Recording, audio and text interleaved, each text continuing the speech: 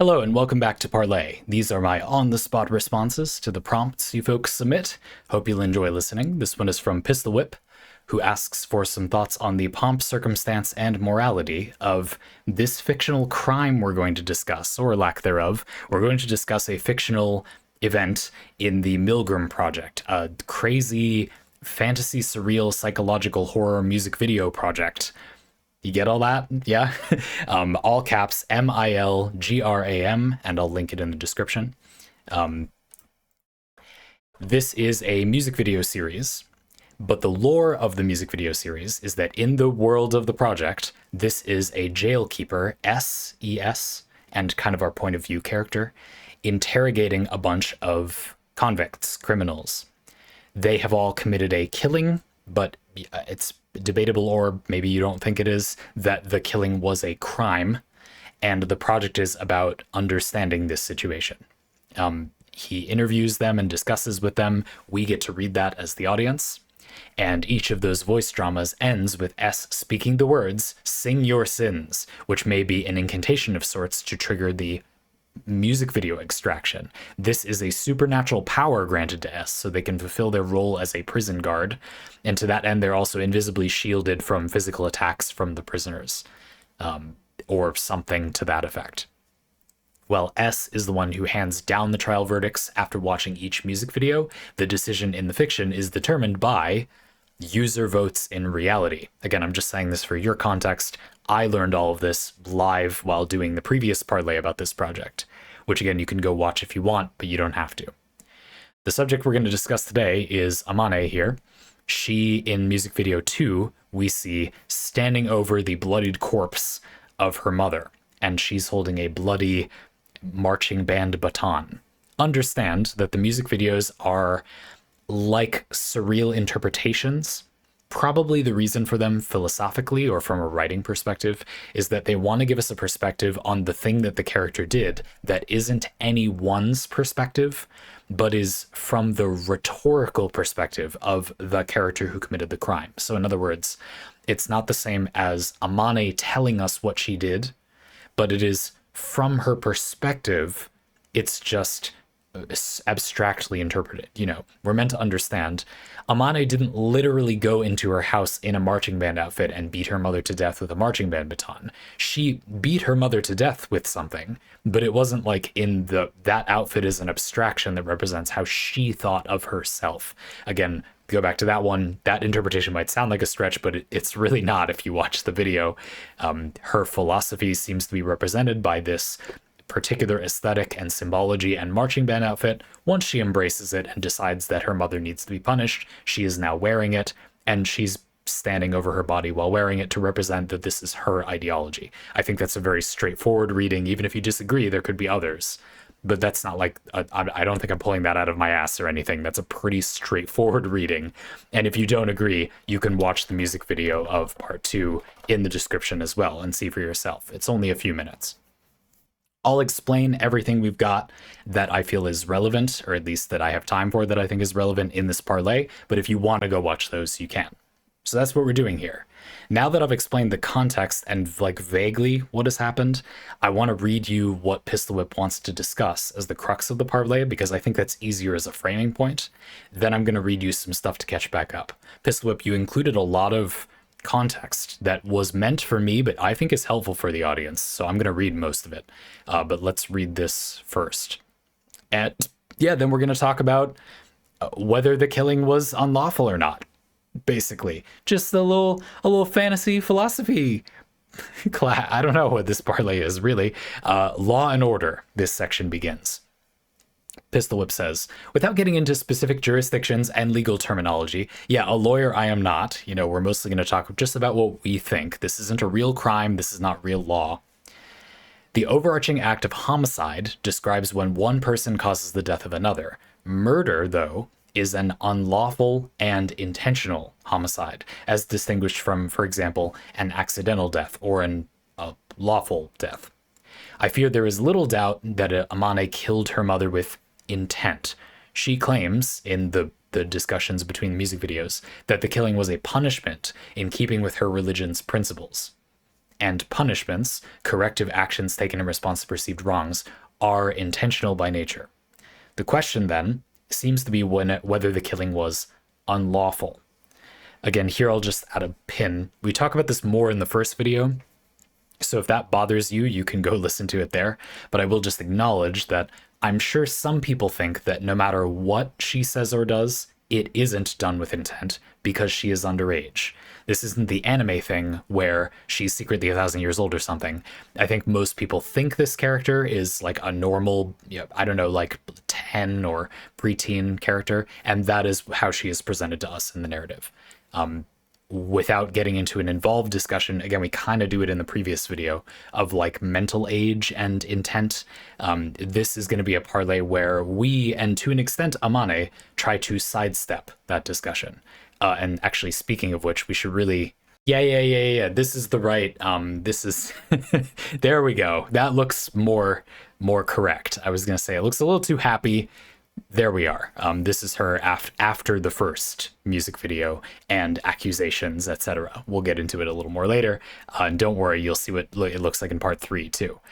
She's not looking as good, not as good. And we might venture various reasons why that happened. But anyway, the point is, the purpose of this is going to be to talk about the unlawfulness. In the previous parlay, I would argue, and I think PistilWhip, you're creating this loose little theme, that parlay was more about whether it was intentional or not. We already kind of discussed that. It's not that I think that is a done deal. For example, it could be that Amane did it with intent as such, but that one would argue that because her life was eclipsed by this cult, any intent she has is not truly informed intent. And I think that is an argument that you could make, that there would be things to say about. I don't know. That's relevant. I'm not saying it isn't, but we're just going to focus on the unlawful part.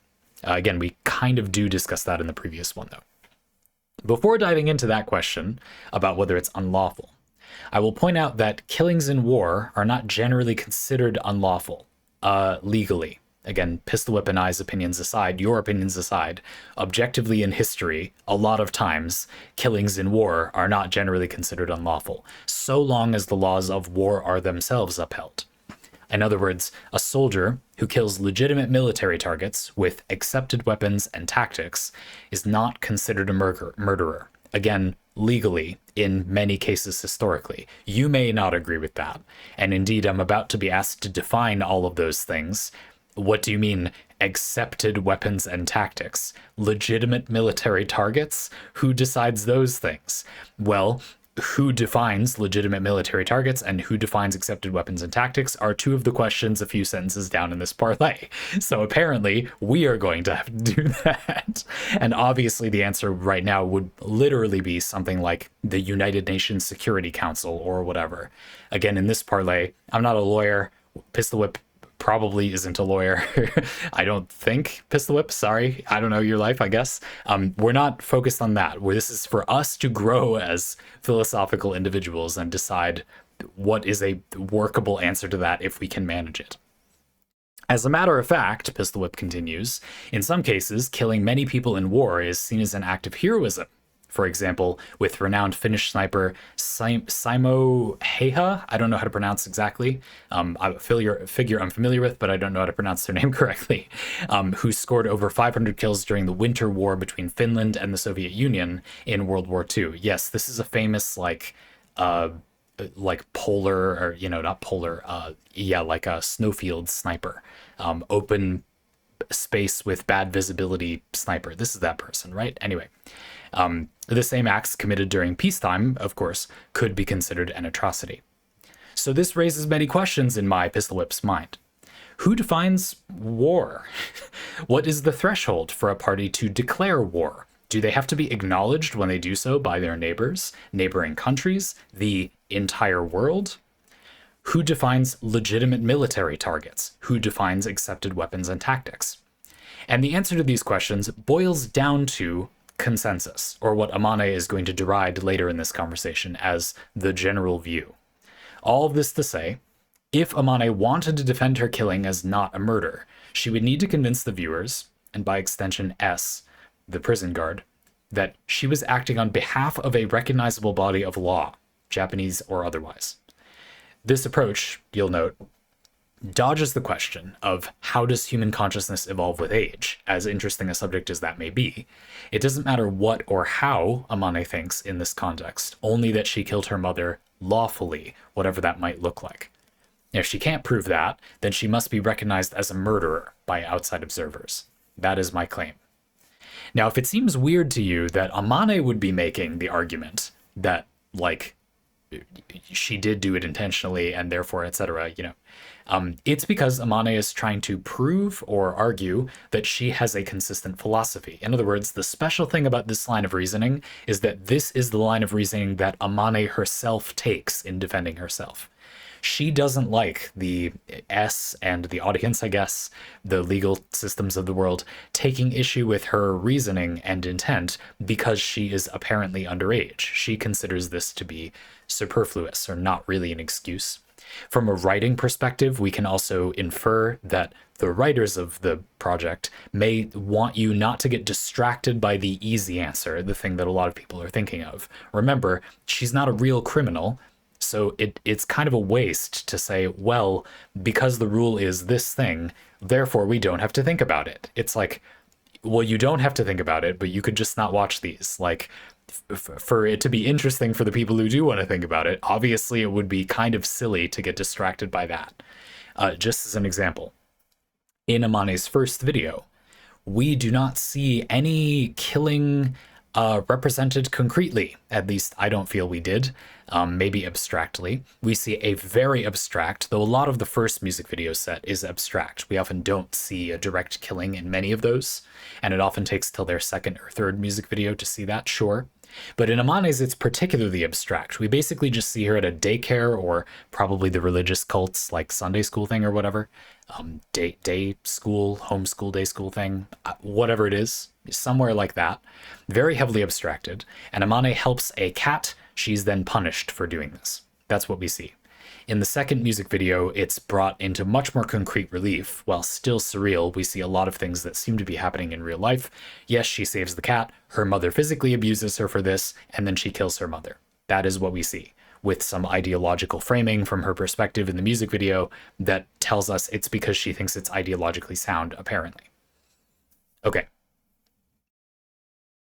So the point is, this is the ideology that she argues is a justification for her actions. So tackling this is much more meaningful because it is an argument that Amane will accept or reject. I mean, she probably won't, but I'm just saying it uses the rhetoric she is saying justifies her actions.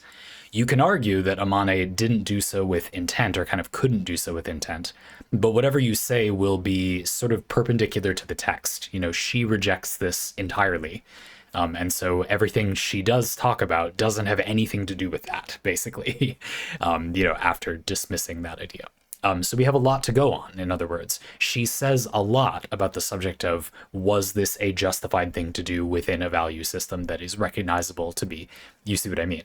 And therefore it's pretty easy. So, well, there's a lot of, it's long, but straightforward. That's what I mean by easy to unpack. It's not easy at all. I don't know why that was a bad thing to say. Let's just get into it. But that's where we are. We're going to tackle that. I'm going to answer those things you asked, and then we're going to look at some context. And there we go. There we are. Now, there's a lot of bits of contextual, excerpts or transcripts from the voice dramas that are relevant here. And you said that you left a lot of these here from my context, but I think a lot of them are really useful. I can't really think of a way to use less words to provide this same context, so I'm going to read them. I also think it's a nice way, since I'm not going to show the music videos during my own videos for various reasons. I just never do that in Parley. This is a nice way for you to get some of the text of the project without having to listen to it for people other than PistilWhip and I listening. So let's read a few of them, and I think you'll quickly see how this is relevant. Shall we do that before or after? In my thing, these are right after each other. Would it make more sense to do the who defines, etc. now or later? Let's read some excerpts of what she says first. How about that? And we can take breaks. The conversations that follow are from the first and second voice drama, respectively. Captain, in my previous video about this, arrived at a conclusion similar to S's, but she says, in Apostle and Death, the voice drama 1, Amane says, rather than one single law, there are other standards to judge my sins by. And those are closer to my spirit as well. Or the spirit of what I meant, maybe she means. S says, Amane continues, the standards that judge my sins are somewhere else. In my heart, in my body, my entire body, they are firmly rooted in all those places. And S says, and within those standards, your murder was not a sin? She says, exactly. S says, I see. And she continues to muse, I'm looking forward to it, seeing whether your judgment will align with that of these higher standards. If that's the case, maybe MILGRAM would be the right world for us to live in, rather than the outside world. Interesting. This is a big turn for me. She said again, if your judgments align with those of these higher standards, mine, or hers, she means, or the ones of the religious cult that she was a part of, if the judgment aligns with those higher standards, maybe MILGRAM would be the right world for us to live in, rather than the outside world. This is of note to me because it's a move that, unless it is disingenuous, seems to validate her argument that she just thinks this is a better system of values. The key thing for me is that if you were doing this in a self-serving way, I feel you would clearly not say something like this. If you just want to be right, and you're arguing in bad faith, you wouldn't want someone else's value system merely because it is consistent. You'd want your own, regardless of and hand-waving, wiping under the rug, inconsistencies, right? You wouldn't want any system that technically checks the boxes, even if it doesn't benefit you. That would be something that a philosophically consistent person arguing in good faith would say. I think. That's interesting, I think. But there's a problem as well, which is that I feel almost everybody, probably most of you folks in the audience, no offense or anything, I'm just saying I think this is a common rhetorical problem, are going to get derailed around here. Actually, maybe around the next topic, so I'll read that first. She says in Of Blessedness and Punishment, the voice drama 2, as stated previously, our actions, Amane has started to use the royal we once we get to this situation, were in line with our doctrine, and thus cannot count as sins. Thus, MILGRAM is in the wrong. S says, you've killed a person. And she responds, in line with our doctrine. He says, you understand that you've broken the law, right? And she says, we've talked about this before. There are things that are more important than the law. That would be our teachings. And S says, I won't acknowledge you turning such selfish rules into a standard of judgment. I won't allow it. End of story. She says nothing back, and he says, both religion and faith are free. However, a doctrine can't become a universal standard of judgment. And this is where things get a little hairy. Yes, it's an interesting point. S is saying, you can't just say that your rules are better because they're yours. And, you know, this self-serving thing. That's such a self-serving thing to say. It's not valid. But critically, that does not make it invalid, logically anyway. The most common, by my reckoning, reason that humans dismiss otherwise valid arguments or reasoning is because of this rhetorical move. The thing you are arguing is self-serving, therefore, it's untrue. In other words, you benefit from the thing that you're arguing, therefore, it's untrue. But when analyzed this way, I hope it's clear that no, actually, that has absolutely no effect on whether the thing is true or not. Your point is a good point if it is logically sound, and it matters not at all whether you benefit from it. The reason this rhetorical move is so common is because of people trying to avoid discussing a subject, not because it's actually a valid rhetorical critique. In other words, somebody makes an argument for something. The argument has various debatably beneficial or, you know, clear or good points, but also separately would benefit the person making the argument if it were true. You then say, you're just saying that because it benefits you. But note that you have completely sidestepped the actual reasoning. I mean, why is it relevant if it serves their purposes? It would only be relevant if you were planning to shortcut listening to their reasoning, which would never be valid to do in this situation. If we're talking about reasoning and logic, it doesn't matter whether the person benefits or not, and finding a way to skip reasoning through the thing that they're arguing would never be a valid move to do. So the only thing it does to make this argument is to sidestep doing something it would never be valid to do in a discussion like this. We're talking about the reasons you have for the thing you did. It simply doesn't matter whether they benefit you or not in any way.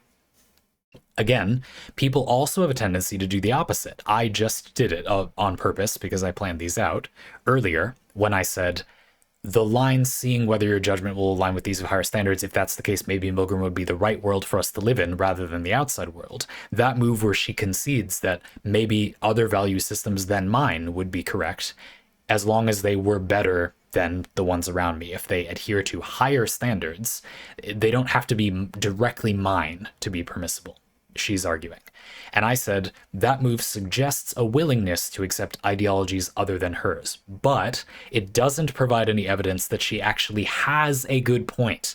That's the critical thing. And for some reason, for various reasons, I don't know for sure it's only or mostly because people are sidestepping reasoning, but it doesn't make any logical sense. Like, no, her saying that doesn't make her points, whatever they are, better or worse. You see the problem?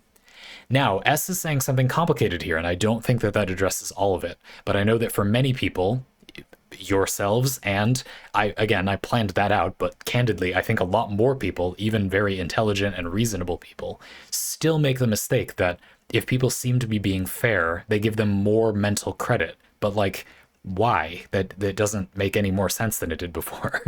And that doesn't really make sense. Yeah. That being said, S is also arguing something else here. So let me read it again. I won't acknowledge you turning such selfish rules into a standard of judgment. Okay, so as I said, there's a way of looking at this, and in this situation, a lot of people are going to be provoked to use a bad rhetorical, very, very common but bad rhetorical move, where they say, because it benefits her, oh, she would be justified if it's this value system, and that is the only reason she's arguing that, will feel like a tempting thing to say. Or even the reverse.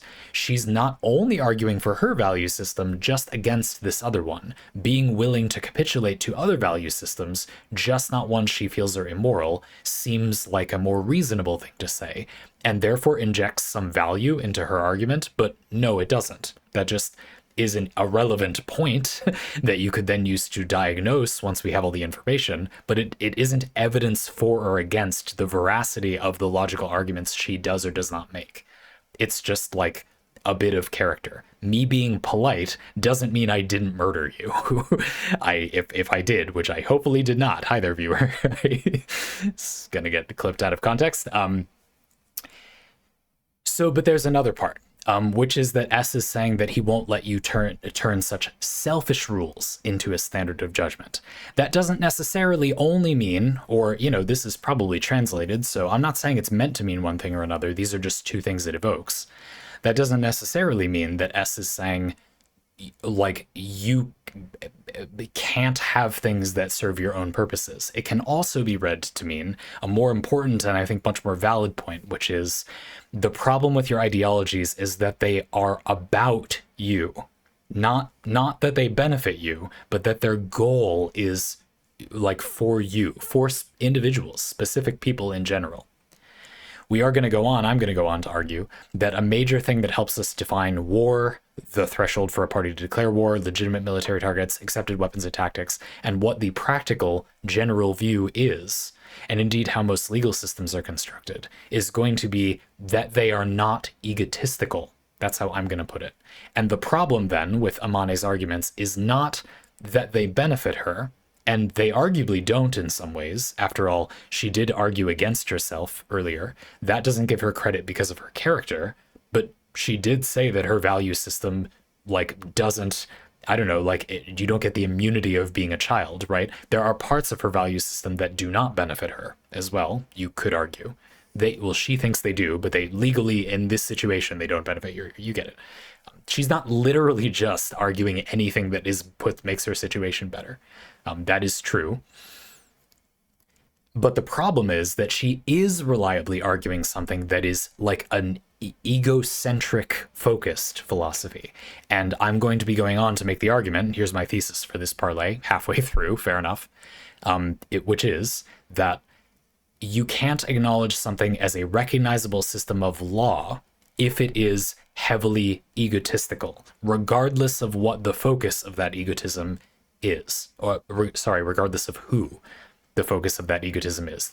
It could be egotistical for a society to an extent, but we'll get into that a little later. But the problem is that this is a philosophy she's arguing which is about benefiting people who are inside the philosophy. That is, it's not very objective, maybe you could say, or it's not that fair, you might be able to say. Let's continue. Regarding Amane's perspective on whether she was forced into the cult by violence or brainwashing, the answer is a firm no. I just thought this was relevant because it brings up the general view thing, but as we discussed, we're kind of sidestepping this in this parlay. She says, I'm happy that I was born to my parents. It was a bit difficult, and it could feel restrictive sometimes, but I'm really happy that I could grow up on such beautiful teachings. I want to live this way. S says, is that so? And Amane quips back, you call that brainwashing, don't you? From my perspective, you've been brainwashed under the name of the general view. Why can that be blindly trusted just because there are more people on that? And indeed, again, probably the second most common way that potentially reasonable discourse is dismissed, she's right, is people saying that because a lot of people think a thing, therefore it is somehow valid to skip reasoning. But again, it obviously isn't. Like, no, there isn't any reason that a large group of people could not be wrong. They generally are. After all, what is something popular? It's something accessible. That means it's the thing that you often pick if you don't have that much time to reason through what you want to use. Yeah, not everybody gets to sit around for 45 minutes doing a philosophy 301 lecture about, the nature of ontology or whatever the hell we're talking, open your Kant to page 376, and we do. So sure, it's easy for me, I know I fall into this trap a lot, to say oh, well, other people are just, thoughtlessly accepting the ideas that are being given to them, but do they feel like they have much of a choice? Are they choosing those ideas because they think they're good, or do they just feel like they have no other alternative? Could I accuse people of maybe lacking a little bit of rigor? Thinking about things a little more maybe isn't that much to ask. Okay, but I mean, we all know in practice that for most people, it's not because they would die on the hill of doing the thing they chose to do. It's because they didn't really choose, because they didn't really have time to choose to do the thing they're doing. They don't think marriage is a good idea because they've thoroughly explored a bunch of other options and they like marriage the best. It's because they cannot thoroughly explore other options, and marriage is the only option as they see it. Now, it isn't, even if you don't explore the other options. You can get a civil union or not get married, or have your marriage. There's many different kinds of marriage minutia, but you get the point, right? I in my life have before consensually dated multiple people at the same time, but most people simply never got the opportunity to try doing that. So they're not choosing not to do it. They just weren't allowed to choose between doing it and something else. That's not the same thing as just being brainwashed to do the thing. Now, I think that Amane has a point. Most people actually do argue that the thing that they've not chosen to do is the thing they chose to do and is a good idea because most people do it, which isn't a valid argument, sure. But that doesn't make her argument any more valid. I mean, basically what you're saying, Amane, is you, with your limited perspective, like these views more, so you're just using them instead. And also, a lot of people agreeing to do something doesn't make it suspect either. That's also a really common move, very hipstery thing to think. If a lot of people do something, therefore it is bad. Well, no, not necessarily. I do think it's true that a lot of the time, a thing being widely adopted requires that it only be so good, because goodness is usually specificity. And for a thing to be widely adopted, it usually needs to be broadly applicable enough that it can just only be so good. But I don't think it's fair to say that that means that nothing popular can be good. I think in plenty of fields, the restrictions that that process imposes simply completely allow for excellent work, like regardless of those restrictions. It's just still okay to make something really good. There might be fields where it isn't, where if something is, I don't know, for example, commercially motivated enough, it's just never going to come out on the other side with like real artistry put into it. But I also would imagine you can think of examples where it seems like it can come out the other side with real artistry put into it. You see what I mean? And I would argue that if you watch or enjoy in some way the most popular examples of a bunch of different media types, like film and TV, anime, books, video games, how good the most popular ones are varies a lot, and it mostly depends on the factors surrounding the economics of the industry. For example, I personally believe that the most popular books are better quality art than the most popular video games at the moment. That the books that are popular are more of them. Some of them are as shallow or whatever, if you like, but more of them are more of an involved and interesting thing to someone even with a lot of experience in the world than the most popular video games tend to be. Obviously, if you broaden the pool enough, it becomes kind of a wash. But I'm just saying, I think, I don't know, for example, Call of Duty, modern Call of Duty games have a lot less to say than some of the more popular books currently in circulation. And that can at times just be a trend. Like right now we're on that part of the cycle or whatever. But I think in many cases it's because of the stresses and pressures and factors that influence that media type. And for books, just a simple example, authors in the current publishing industry have told us that when you write a book, your editor and publisher usually change absolutely nothing about the contents of the book. Now, that doesn't necessarily mean that they don't edit for content at all. For example, pieces that are selected to be published may still orbit around certain topics, but most authors I have spoken to that are publishing in the industry say that that was not a significant factor to them. So either they are just the kind of person who doesn't want to write anything that goes outside that box, but like some of these examples I'm thinking of do write sex scenes, for example. While I don't think that's the most taboo thing in the world, it's not the least taboo thing in the world. So it sounds to me like they basically can just do mostly whatever they want in their books. That's surprising to hear to me. That surprised me when I heard it. And maybe it's not true in every publisher, but my point is that that would be unheard of for some other types of media. You see what I mean?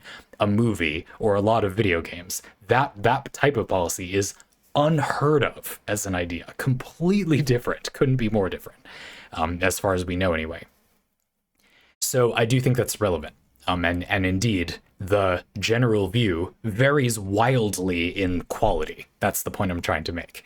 And I think that at the very least, Amane's criticism cannot be accepted wholesale if it can be accepted at all, which I don't think it can. It is true that the general view doesn't get any special immunity just because a lot of people have adopted it. But this is also another common fallacy. Amane is making the rhetorical move to try to say that because it's not valid for that reason, it's not valid for any other reason either. The general view isn't special with the single piece of evidence that you can't blindly trust it just because a lot of people believe it. But there are other benefits to the general view. So that doesn't dismiss all of those. It's true. You've simply proven that the general view doesn't get a pass from logic simply because lots of people think that thing. But that's not even necessary because nothing gets a pass from logic. There's no need to argue this because nothing gets a pass from logical reasoning. So it's okay to say, like, yeah, indeed, the general view is not immune either. But it never was in a reasonable discussion. So obviously the reason this is here, I'm not making fun of the writing, by the way. I think this is a good thing to include. It is a reasonable point, which is also not uncomplicatedly a victory for Amane's position. That's good. From a writing perspective, I think this section is good, great, and very obviously is written this way because most people are not Philosophy 301 students, and that's completely fine. It's a separate matter whether it is a good argument. One thing I really admire about the MILGRAM project, the way it's been written, is that the voice of the little creature that is working with S, whose name is escaping me somehow right now. But anyway, when the kind of the narrator basically says stuff, it's very clear to me that the people writing the project think a lot more about philosophy and this type of critical reasoning than they expect the audience to, but are trying to present events in a way so as to bait the audience to have more involved thoughts. I feel that's clear. Just a simple example. In Amane's first video, as I described to you earlier, we don't really see her directly do like the crime, as it were. But it's, you know, something scary is happening. I would argue, of the first set of music videos, of all 12 of the first set of music videos for the first trial, Amane is one of the ones you could argue has done the least clearly wrong. It's the least clear that she's done something wrong. Maybe not the least, but among the least. Of the 12 of the first trial music videos, a good number of them do show someone causing clear direct harm, but the stakes just aren't clear. And there's also a lot of cases where an adult in a position of power clearly has a weird mindset, but they haven't done anything yet. It's just really easy, if you've read any fiction before, to imagine what they're probably going to do in this situation, but they have not done it. It's just obviously, like, later it might be easier to find them more culpable, or you're more worried. Whereas Amane, I would argue, largely gets a music video where we see literally nothing wrong be done by her anyway. And you would imagine that this would create a lot of sympathy. However, for various reasons, she was voted guilty in the first trial, despite all of that being true. And a couple of people who, at least I would argue, you can see more clear evidence that they caused harm in their music video, were voted innocent in some cases. So again, just to be clear, in the first trial, Amane was voted guilty despite not physically being shown to commit any wrong. And some characters were voted guilty, or innocent, innocent, even though they seem guilty, is what I'm implying. I don't necessarily completely think they're guilty. My point is just, visually, they did an identifiable thing that is debatably a crime.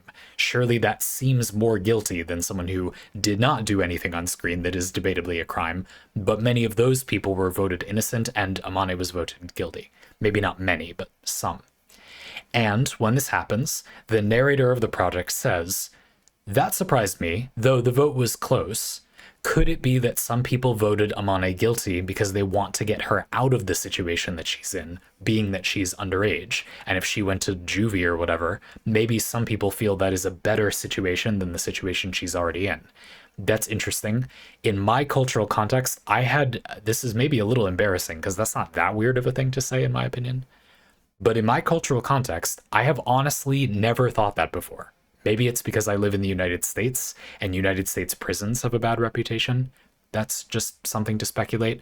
And if most of the voting audience is from Japan, then we could infer that maybe in their Japanese cultural context, they feel differently. But I'm embarrassed to admit it actually had not occurred to me, even in the first place, that prison could really, to me, it's really second only to being killed, because in my cultural context, you might be killed. There's an okay chance that you will just die if you go to a significant enough prison.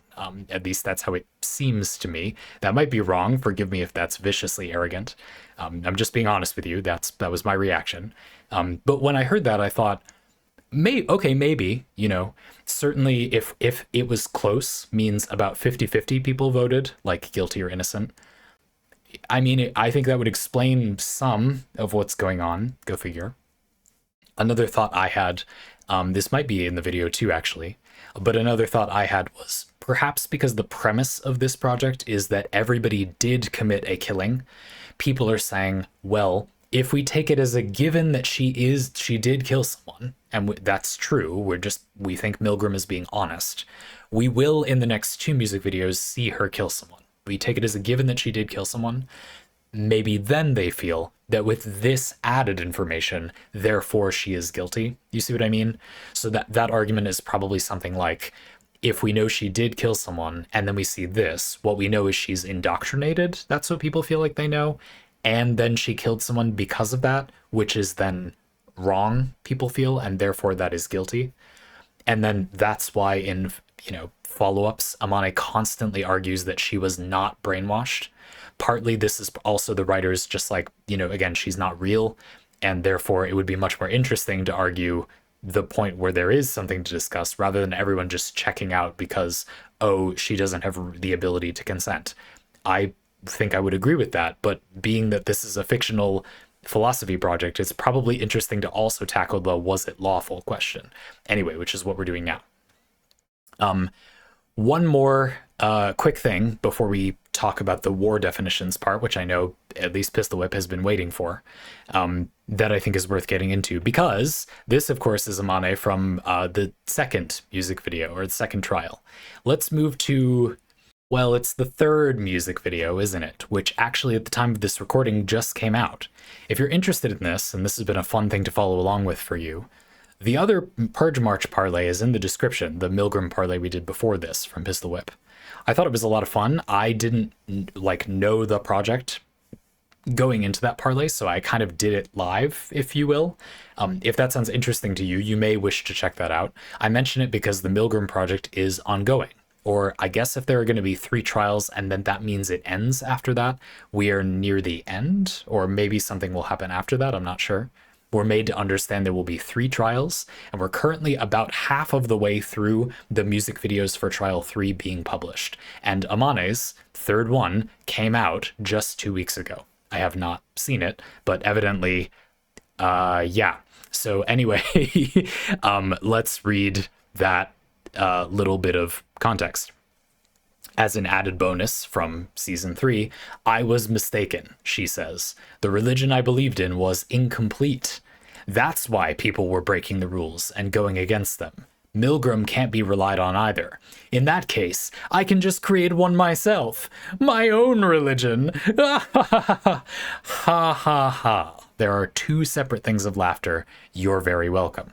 The laughter gives her bonus credibility points, right? Correct. That's this appearance. She's definitely innocent now. You know what I'm saying, right? Obviously, they've done something complicated here. She's wearing. She's trying to do papal robes, or like the leader of a religious movement. I don't know exactly what the right term is, but like a habit, basically. The rainbow symbol and the little smiley cloud guy that's kind of distorted are symbology that we've seen from this cult movement thing, or her own. That's up for debate, and we probably don't have time to unpack that here. But anyway, whether that's really the religious cult symbology or whether she thinks of it as hers feels relevant. But anyway, I don't know, so go figure. And anyway, we'd seen it in the previous 2 music videos. In the first one, we saw that as the daycare Sunday school place she was at, and then in the second one, this is the material of to an extent that branding is on the marching band that she's a part of. So it basically represents their ideology. And you'll notice she does look. The artist has been told to draw her looking kind of deranged or exhausted or crazy, which obviously puts a different kind of pin in what is she doing. Now, I do want to acknowledge here that rhetorically, the MILGRAM project probably wants to provide a firm line that they acknowledge that she is crazy, basically. They want to be careful to not be defending her without directly condemning her. But unfortunately, I feel like for many people, this feels like visual proof, and people are so quick to just ignore their logic when they see something with their eyes. This might feel like visual proof that, see, she is crazy, when I would argue that's a pretty weak point, if any point at all. This was a multimedia project made by a mixed team. At least I would assume the person who drew that isn't also the person who made all of the other materials for the MILGRAM project. They're probably not, right? And therefore, it isn't, she's not real, so that's not her exact face. We're gonna have to use the rest of the text. So here's a little bit more of it that I think is relevant before we bring it on home with those war definitions. One more quickie before we get into the meat. I mentioned that PistilWhip says, in the diegesis of the MILGRAM project, in universe, S is the one to give the verdicts. However, it seems that prisoners who were given a guilty verdict heard voices judging them, with the implication that those are the voters' voices, admonishing the prisoners for their sins. In the second voice drama, Amane has a drastic shift in tone and presentation, including the occasional use of the plural or the royal, we, instead of the singular I. S remarks on this. Amane, don't think you'll be able to lead the conversation with that total change in attitude. Is it the result of the judgment that you've ended up like this? Amane says, like this?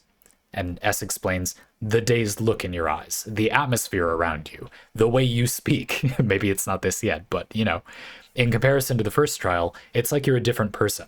She says, S continues, everyone who was guilty told me they heard voices judging their sins. They're experiencing a lot of emotional stress as a result. Were your changes influenced by that as well?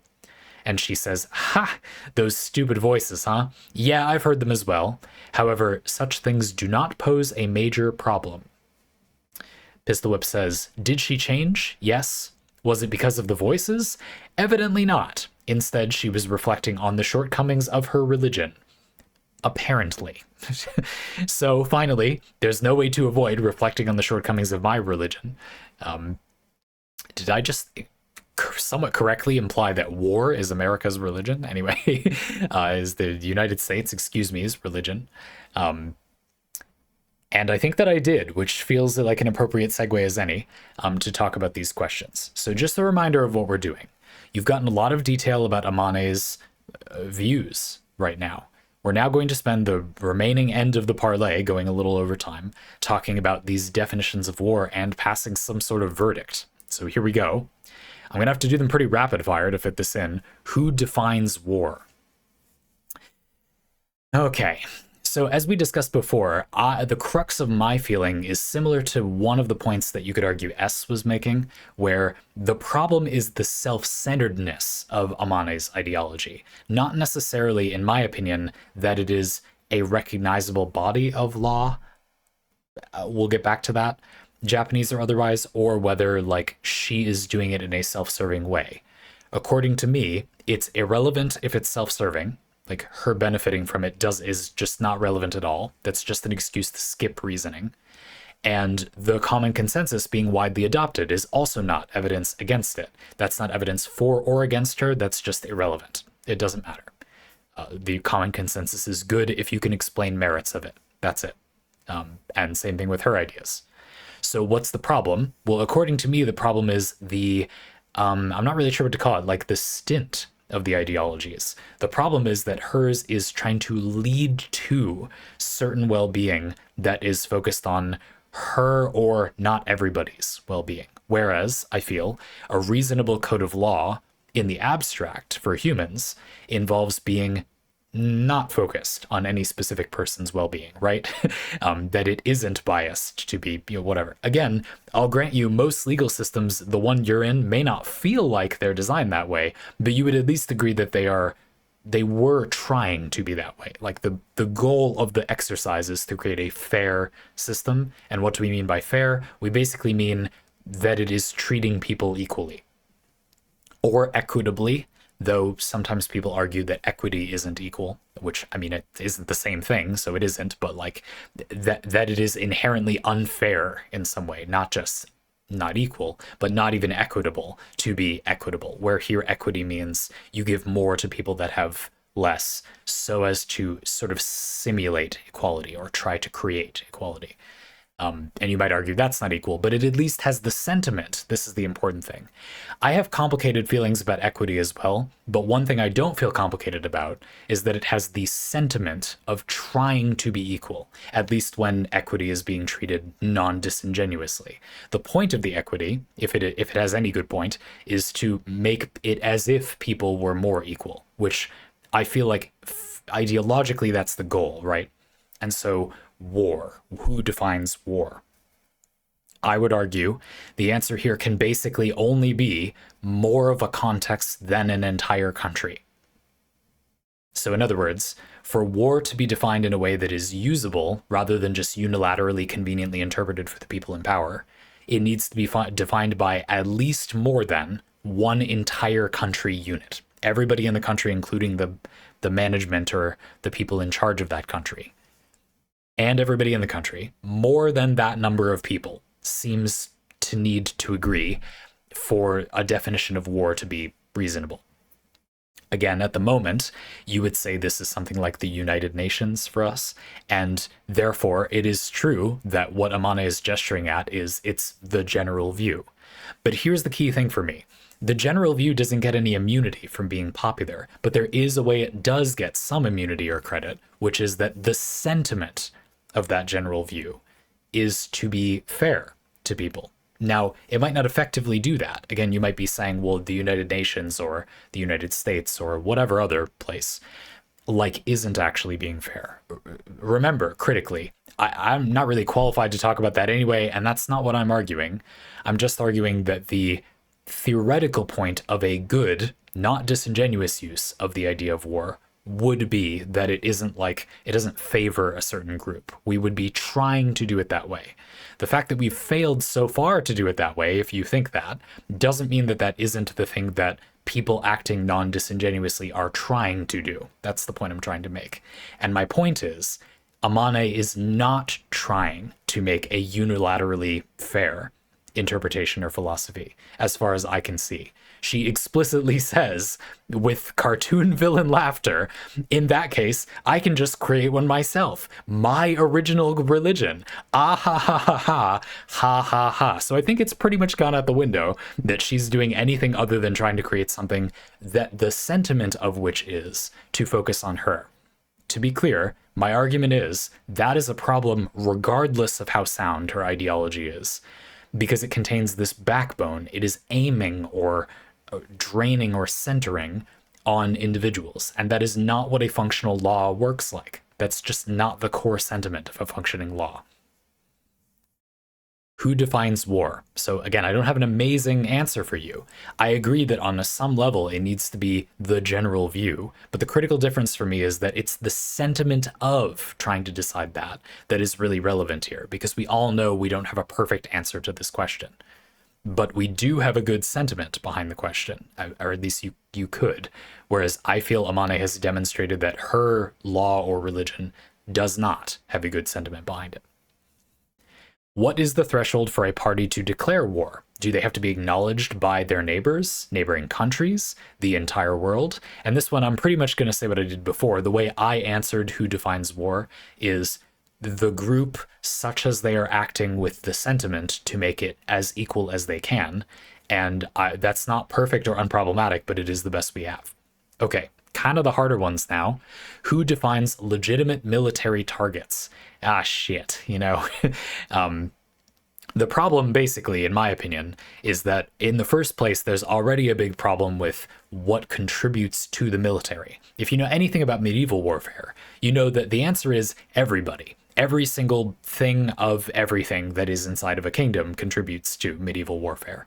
And that's kind of the problem. I feel like it's very difficult to argue that you're going to lose the war if you don't burn down that farm, but also that the farmers are non-combatants by some measure. You see what I mean? Both are pretty true. I feel like it's not very disingenuous to argue that starving out of war might be more peaceful than not, as long as the people don't die of starvation and they just surrender. But burning down a farmer's house does feel like attacking a non-combatant, and there isn't an easy way to reconcile these things. You might argue it's worse now because things like drone warfare or like minimal human combatants make it very debatable what you can do to stop someone from attacking you. A point I made in a previous attempt of this parlay, but which I'm not going to make at length here, I don't think it's that relevant, but it's a little relevant, is that at our current tech level, I think there's something that kind of skews our perception of military action that I just want to briefly bring up. And it is that at our current tech level, it is much easier to destroy things than to protect them. That is, if you're going to be attacked, you can defend yourself with military force, but you usually cannot literally just defend yourself. That is, you can't, like a mage in a video game, project a barrier bubble over the area you want to defend, right? We just don't have that. There are kind of, not really, but kind of technologies that do this currently. If you're not familiar, the Iron Curtain is the example that comes to mind. This is basically a surface-to-air missile system that's pointed like pretty directly up, that fires interceptor missiles at missiles and other projectiles coming in to an area. So if you've got a city here, Iron Curtain here, and projectiles coming from out here, the idea is that the Iron Curtain intercepts and snipes them down. I can only assume this is very loud, extremely dangerous, and I don't have to assume this. It's been reported to be very expensive is the problem. You know, missiles are a pretty bad way to do this. What we would really want would be lasers and then like solar or nuclear power, and really you'd want them to be in space. And oh look, it's Skynet. That's interesting. Anyway, the point is we don't really have that type of defensive technology. It seems possible, like we will at some point in the tech tree. And you could argue that in the past, maybe that was more true, but I would argue at our current tech level, it's pretty untrue. There aren't very many ways to legitimately actually defend a location with military force. You can really only attack defend a location. You see my point? And so the problem is, therefore, it's very difficult for defending yourself in military terms to not have the slippery slope that you're just saying it's defensive and you don't really have an option but to go attack them in some way. But what you actually want to do is just attack them and take their oil or whatever.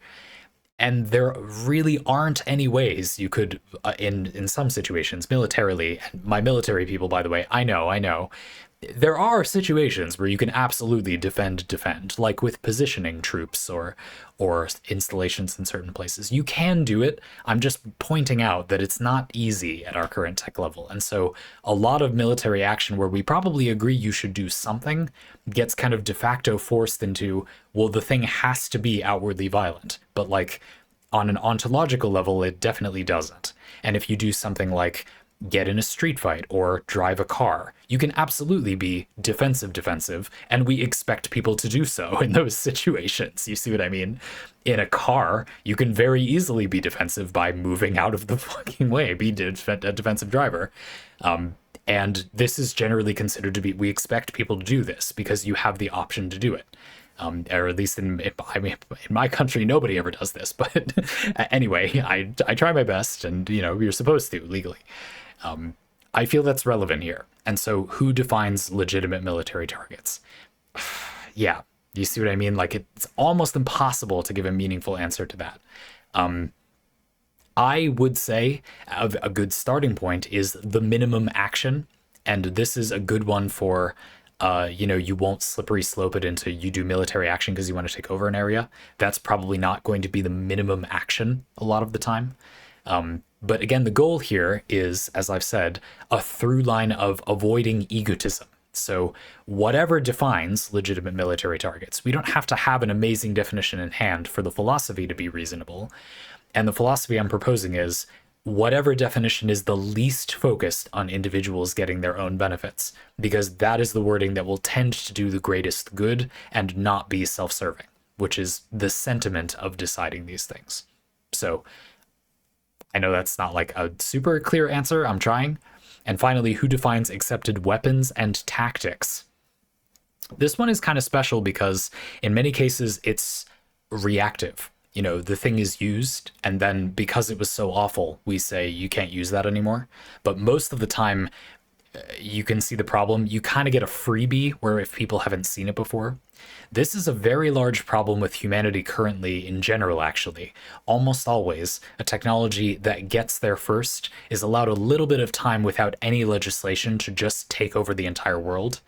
And because human technological progress has sped up so much and is often digital and therefore doesn't require the same type of physical infrastructure, AI data centers, I know, but like it doesn't often require like a ton of physical infrastructure in the same way. You don't have to build a whole country differently, although you kind of do. I guess this is sort of a bad point, but you get what I mean. A lot of the change happens digitally instead of physically. Give me a break here. The change can happen fast enough that if you don't regulate it before it is out, before it's a thing people can use, it can basically completely take over the world before any legislation can be passed against it.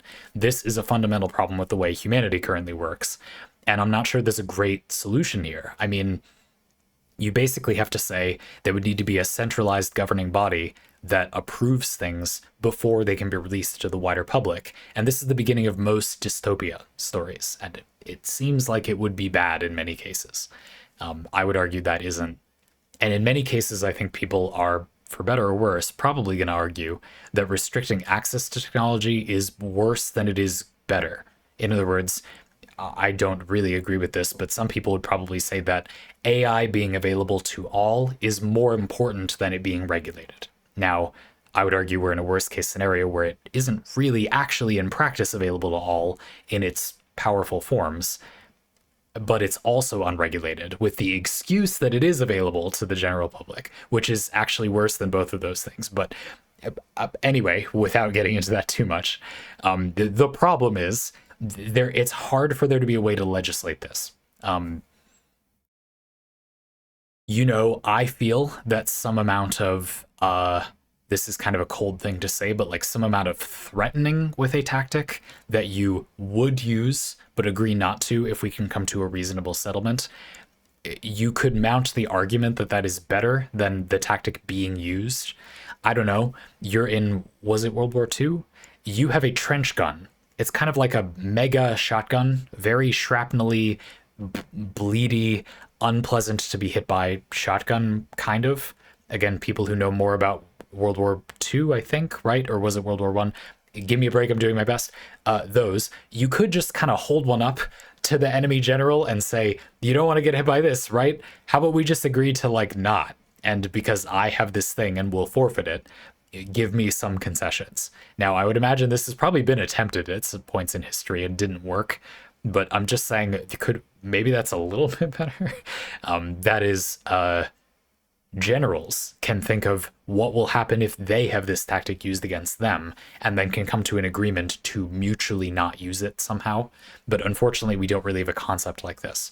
There is a concept in the Project Moon universe. This is like Limbus Company and Library of Runa, called the Concept Incinerator, which we could imagine as a theoretical thing that could kind of give us a leg in here. If you agree to concept incinerate a violence device to make it unusable, to delete the concept from existence, magically, I guess, then would that be a good solution? But again, that doesn't really define what is an accepted weapon or tactic.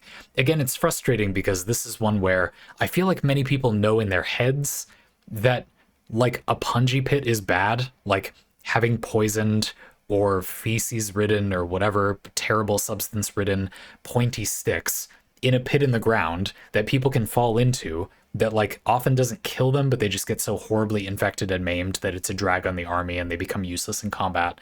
And that this isn't an ideal way to wage war, but like war is already so bad. You see how this conversation just becomes weird no matter what you do.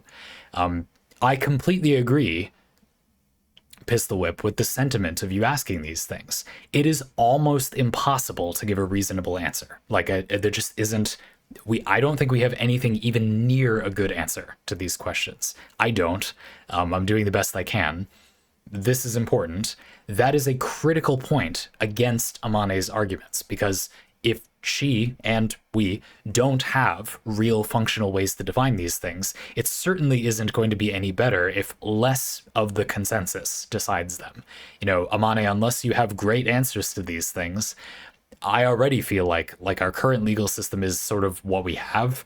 I don't want to downgrade to something that less people tried to make fair. You see what I mean? That doesn't seem good. And in the first place, these concepts being so nebulous, for many people, myself included, undermines the ability to justify something as a legally justified killing, because the way that we define what is a like legal or lawful killing, as long as the laws of war themselves are upheld, but we can't clearly define those things. And I don't think anyone can clearly define those things, or you can clearly define them, but only things that we all agree are still really bad, basically. Therefore, it isn't legally justified to kill someone during war. I don't think it is. I personally think that is the same, essentially. It doesn't matter if someone tells you to. And in the first place, in a way, I agree with Amane's argument that the society saying it's okay doesn't make it okay. The critical difference is that I don't agree that it's okay, even though the society says it is okay, because the society doesn't have good reasoning for why it's okay, according to me. But Amane doesn't agree simply because it's the group and she feels she has better ideals. To me, it's pretty clear that nobody has good ideals. So the only thing that really matters to me anymore is that the ideals are trying to not be biased. And I don't think that Amane is doing that. So because none of us has any other evidence, I would say that it's definitely a crime. It just isn't okay to kill people for the most part under most circumstances. And I think that it's pretty clear that nobody has a good way to allow that with rules that are conscionable. And therefore, it isn't okay to do. I'm sorry I can't give better answers. I tried as hard as I could. But I can't say anything I don't think is a hate crime in response to these things. There, as far as I'm aware, is not a real answer that isn't just catastrophic. And therefore, yeah, maybe we have to use what we have, but it isn't. There is no available good answer. And so that's kind of off the table.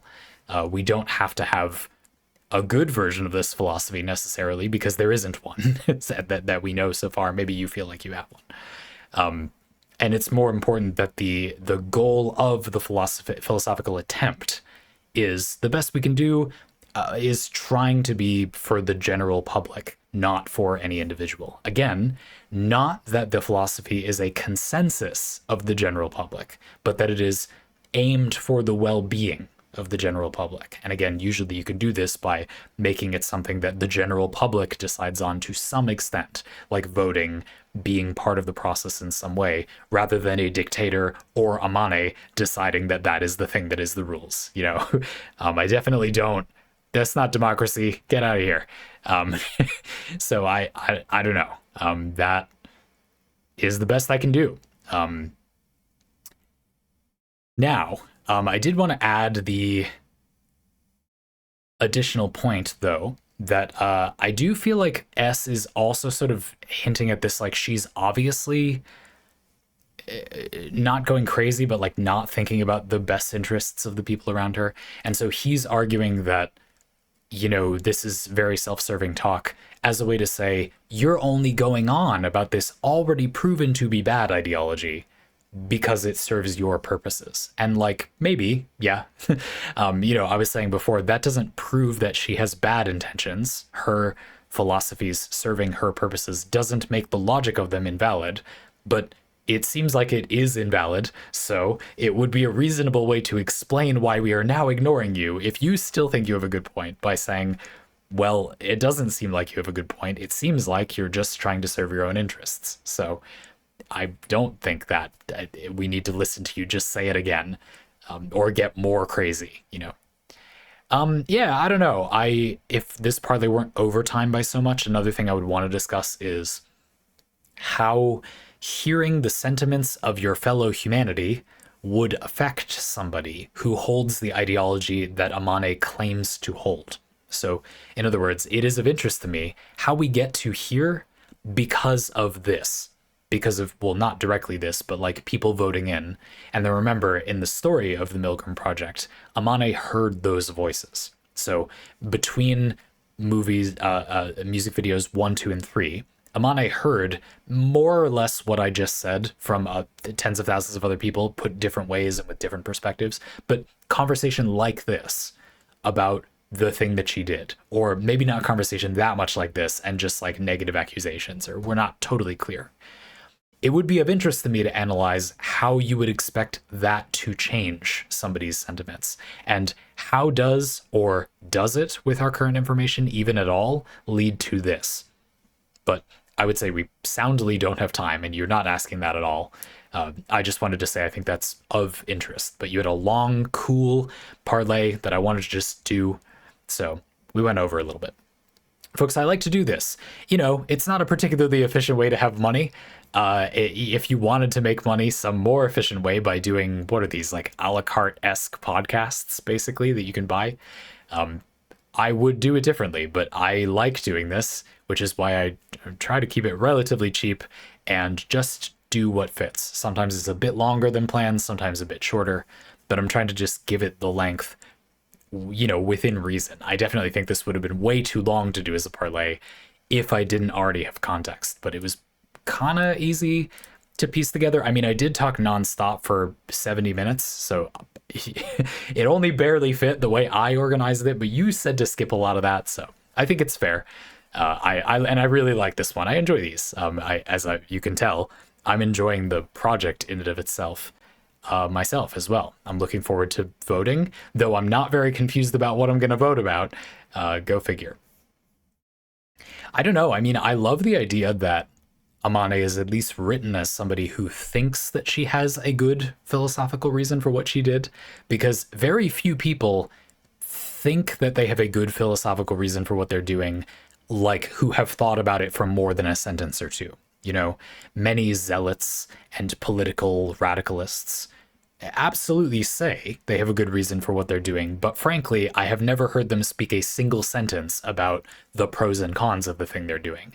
It is very, very uncommon in my humble experience. I have rarely had the pleasure of speaking to somebody who has an opinion I disagree with, holds that opinion very strongly, will act on that opinion, sometimes to their detriment, and critically, will defend that opinion with, whether they're incredible or not, real arguments, followable, coherent reasoning. Just maybe it's not the most airtight in the world, Amane. But you still like mounted some arguments for your position. You know, you thought about it for more than 1 second. That is extremely uncommon in my experience. So I thought it was delightful. Thank you for requesting this parlay. And if you're interested in them, I hope you'll do more like them.